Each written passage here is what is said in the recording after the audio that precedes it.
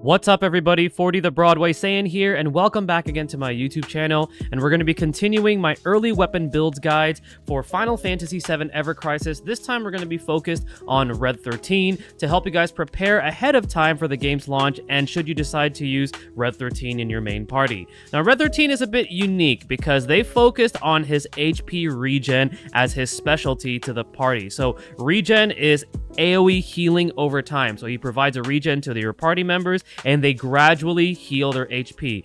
I personally don't think it's as good as a direct heal, but some people may find it a useful option, especially for really long fights. So my first setup in terms of early weapon builds for Red XIII is going to be my regen AoE attacker. So you're going to want the gold collar and platinum collar. So Red XIII's game's premier regen specialist, this setup equips him with the best regen weapon to provide gradual party healing. His platinum collar also gives him an AoE magic damage option, and it has utility as it debuffs the enemy's magic defense. So that's very useful. So his magic attack from the platinum collar will actually be able to deal more damage because you're applying that debuff, and then you have that gradual healing from his gold collar.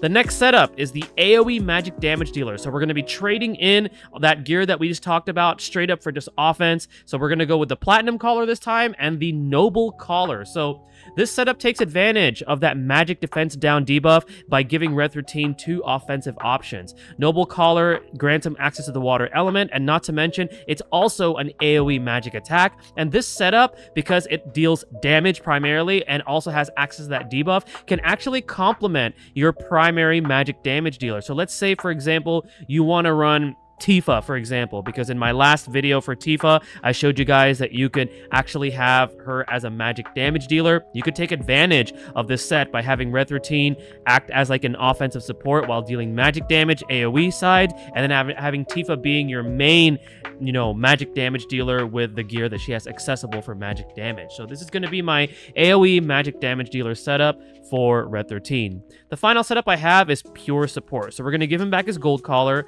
best regen weapon in the game for him, and then you have a choice between two options. So rubber collar is actually going to give him a straight-on single target heal. So if you want a single target heal, Red XIII actually has access to something like that. And this also gives a regen to that ally that he applies the heal to. So if you want more healing, the rubber collar is going to be your choice. However, if you want the sleek collar, this one buffs the party's magic defense and also heals for a small amount. So very useful, for example, if you know an enemy boss is about to unleash a powerful magic attack, you drop the skill from the sleek collar, you get that magic defense up, switch defense stance, and then you also get a small heal amount from this setup. So that's going to be my pure support setup for Red XIII.